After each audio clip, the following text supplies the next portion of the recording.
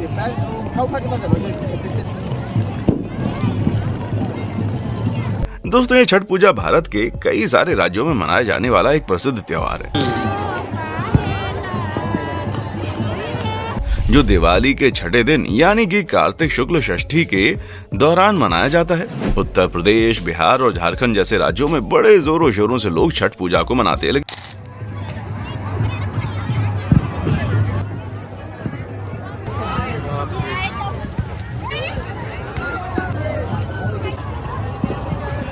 कुछ ऐसे भी राज्य हैं जहां छठ पूजा के बारे में बहुत कम लोग जानते हैं। ऐसे में आपको बता दें कि छठ पूजा खास तौर पर सूर्य देवता की उपासना का पर्व है। सबसे बड़ा चीज है कि ये छठ महापर्व है। अच्छा। तो तैयार होके भगवान सूर्य भगवान को नमस्कार करना है, प्रणाम करना है, तो अच्छा लगता है। इस दौरान भक्त 36 घंटे का व्रत रखते हैं। पुराणों के अनुसार छठ पूजा की शुरुआत रामायण के बाद से हो गई थी। अब ऐसा क्या हुआ था कि इस पूजा को शुरू किया गया, इसका क्या महत्व है और वो कौन सी गलतियां हैं जो छठ पूजा के दौरान नहीं करनी चाहिए, चलिए जान लेते हैं। वीडियो में आगे बढ़ें उससे पहले अगर आप एक सच्चे हिंदू हैं तो सब्सक्राइब करें फैक्ट मंत्रा चैनल को और बेल नोटिफिकेशन को ऑल पर लगाएं ताकि कोई भी वीडियो मिस ना हो।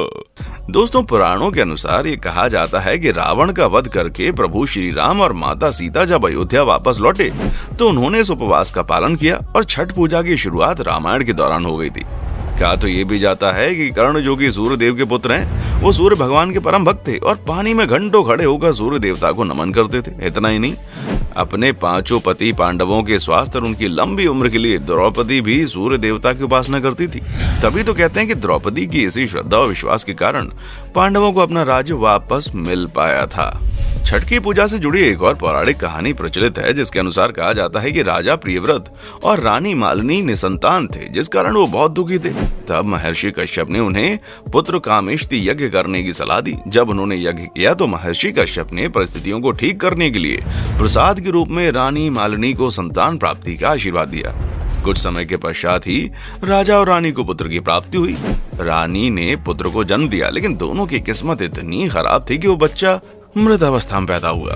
राजा प्रियव्रत अपने पुत्र का मरा हुआ शरीर देखकर पूरी तरह से टूट गया और जब वो अपने मरे हुए पुत्र को लेकर शमशान गए तो उन्होंने अपने प्राणों की आहुति देनी चाहिए। तभी उनके सामने देवसेना यानी कि छठ देवी भी वहां प्रकट हुई, जिन्हें शाष्टी के नाम से जाना जाता है। छठ देवी ने राजा को यह बताया कि अगर कोई पूरे मन से विधिवत उनकी पूजा करे तो उसके मन की सभी मनोकामनाएं पूरी होती हैं। देवी ने राजा को उनकी पूजा करने की सलाह दी, जिसे सुनकर राजा ने छठ देवी की सच्चे मन से प्रार्थना की और व्रत करके उन्हें प्रसन्न कर दिया। राजा से खुश होकर छठ देवी ने उन्हें पुत्र प्राप्ति का वरदान दिया। कहा जाता है कि राजा ने जिस दिन वो पूजा की थी वो कार्तिक शुक्ल की षष्ठी का दिन था और तब से लेकर आज तक ये प्रथा चलती आ रही है, जहां आज भी लोग इस व्रत को संतान प्राप्ति और अपने घर वालों की सुख समृद्धि तथा लंबी उम्र के लिए करते हैं। दोस्तों, छठ पूजा कठिन परिश्रम की तरह है, जिसे हर कोई नहीं रख सकता, इसलिए महिलाएं ही इस व्रत को रखती हैं। हालांकि कुछ पुरुष ऐसे भी हैं जो कि पूरे विधि विधान के साथ छठ पूजा का पालन करते हैं और व्रत रहते हैं, परंतु अधिकतर महिलाएं ही इस व्रत को रखते हुए नजर आएंगी। दोस्तों, छठ पूजा के 4 महत्वपूर्ण दिन होते हैं, जिसमें पहला दिन होता है नहाय खाई।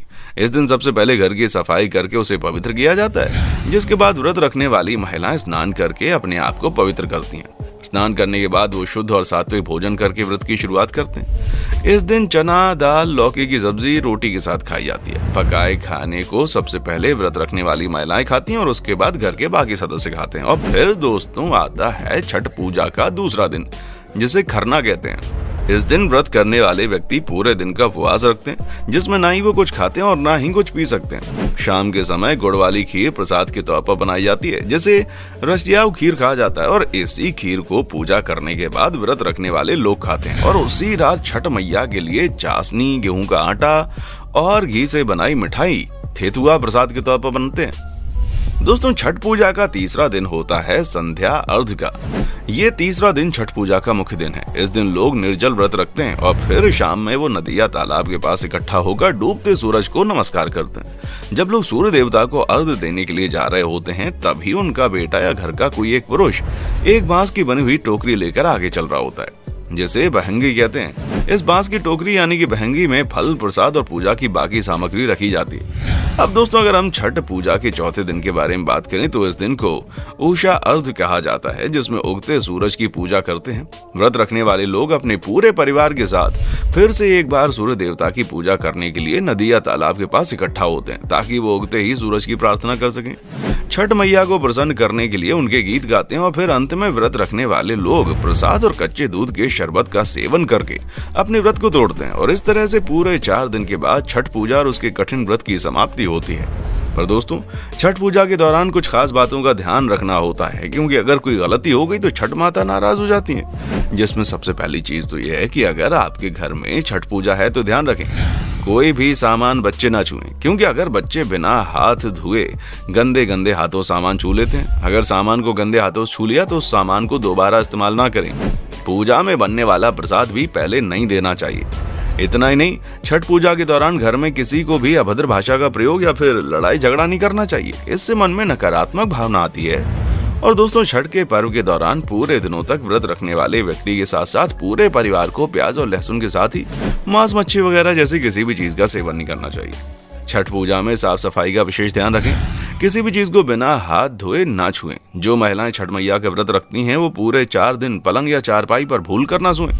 दोस्तों, सूर्य देव को जल चढ़ाना इस व्रत का महत्व है, लेकिन ध्यान रखें जल चढ़ाने के लिए चांदी या प्लास्टिक के बर्तन का इस्तेमाल ना करें। छठ का प्रसाद बनाते समय व्रत रखने वाली महिलाओं को कुछ भी नहीं खाना चाहिए। और सबसे अहम बात यह है कि प्रसाद ऐसी जगह पर बनाना चाहिए जहां रोजमर्रा में खाना ना बनता हो, क्योंकि ये वाकई में बहुत परिश्रम वाला व्रत होता है, जिसमें हर एक छोटी छोटी चीज का ध्यान रखा जाता है। छठ का व्रत रखने वालों को मांस मदिरा से दूर रखें। अगर वो या उनके घर में कोई भी इसका सेवन करता है तो छठ माता इससे नाराज होती है। छठ पूजा के दिनों में फल नहीं खाना चाहिए। पूजा खत्म करने के बाद ही फलों का सेवन करना चाहिए। इन सारी बातों को सुनने के बाद आपको एक एक चीज का अंदाजा तो बखूबी हो गया होगा कि छठ पूजा करना कितना कठिन है। इसका व्रत रखना उससे ज्यादा कठिन है, जिससे हर कोई नहीं कर पाता, लेकिन कोई भी इस व्रत को रखता है तो उसकी मनोकामनाएं पूरी होती हैं। छठ मैया उससे खुश हो जाती हैं और उसके जीवन में सुख और समृद्धि आती है। तो दोस्तों, उम्मीद है कि छठ पूजा के बारे में आपकी सारी जानकारियां हो गई होंगी।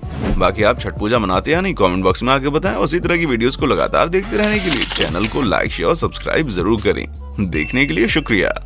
दोस्तों, आपके स्क्रीन पर 2 और वीडियो दिख रही हैं, जिसे देखने के लिए आप स्क्रीन पर क्लिक करें। दोनों देखिएगा, बहुत अच्छी वीडियो बनी है।